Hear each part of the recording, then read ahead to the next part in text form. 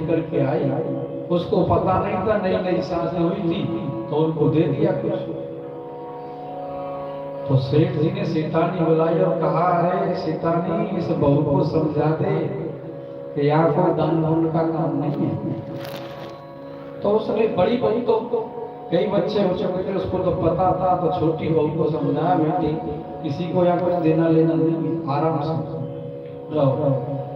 अगले दिन वो महात्मा फिर आया, उसने राधेश्याम, तो बहू ने कहा, महाराज जो तुम समझ रहे हो ना वो नहीं है। तो महात्मा जी ने कहा, फिर बेटी खाते क्या हो? बोल, खाते क्या है, हम तो बासा कुसा खाते हैं महाराज, उसी से अपना गुजारा हो रहा है। सेठ जी सुन रहे थे, वो संत तो चले गए। सेठ जी ने फिर सेठानी को बुलाया, अरे बहू तो हमारे घर को बदनाम कर रही है, कह रही है बासा कुसा खाते। हमारे यहाँ तो 3-3 प्रकार की सब्जी सुबह शाम दोपहर में बनती है, और ये कहती है बासा कुसा खाते हैं। तो सब इकट्ठे हो गए। शाम के समय सेठानी ने बहू बुलाया, बेटी तू आत्मा से क्या कह रही थी? बोल, माताजी मैं सही कह रही थी। कैसे? बोल, सेठ जी समझ के आए कि इतनी सुंदर कोठी है, यहाँ से कुछ भिक्षा में अच्छा मिलेगा जिससे गुजारा होगा, लेकिन मैंने कह दिया महाराज जो तुम समझ रहे हो ना कोठी को देख करके, वो व्यवस्था नहीं है यहाँ। तो उन्होंने कहा, जब दान पुण्य नहीं देते हो तो इतना वैभव कैसे कर रहा है तुम्हारा, इतना फल फूल कैसे रहे हो? बोल महाराज, ये तो कोई हमारे पूर्व जन्म के हमारे पुरखा पुण्य कर गए हैं, जो फल रहा है, जब तक वो फल रहा है, जब तक भोजन मिल रहा है, हमारी कोई ताजा कमाई नहीं है, ना तो हम दान कर रहे ना कोई कमाई है। ये तो पुरखाओं का जो पुण्य है वो फल रहा है, जब तक आनंद है। जिस दिन समाप्त हो जाएगा तो महाराज बैंक में जब तक खाते में अकाउंट में पैसे, जब तक तो बैंक देगा, जब बैंक में बराबर हो जाएगा तो हम मना कर देंगे, नहीं जी अब आपके अकाउंट में 0 बैलेंस है।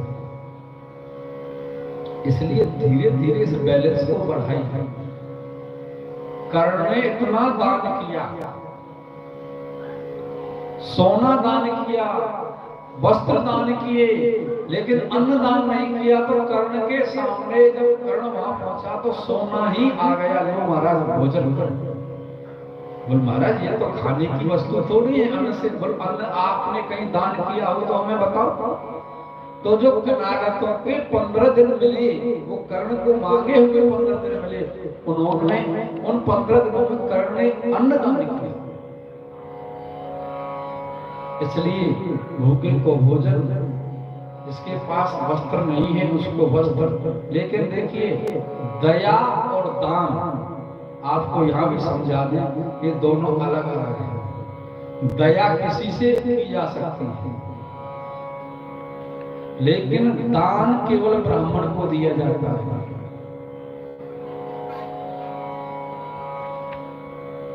दान 6 कर्म ब्राह्मण के हैं, दान लेना और दान देना, यज्ञ करना और यज्ञ कराना, विद्या पढ़ना और पढ़ना, ये 6 कर्म है ब्राह्मण के।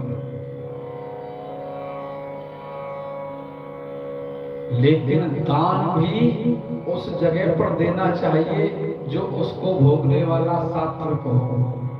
अगर तुमने गलत जगह दान कर दिया तो फिर आप भी डूबोगे, और जो तो डूब ही रहा।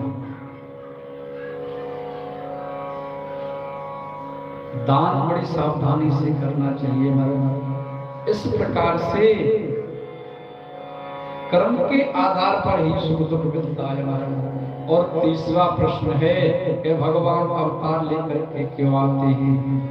विप्रधेन सुर शांत लीन मनुज अवतार, निज इच्छा निर्मित तन माया गुण गोपाल। भगवान भक्तों के लिए ही, राक्षसों के लिए नहीं, भक्तों के लिए भगवान अवतार लेकर के आते हैं।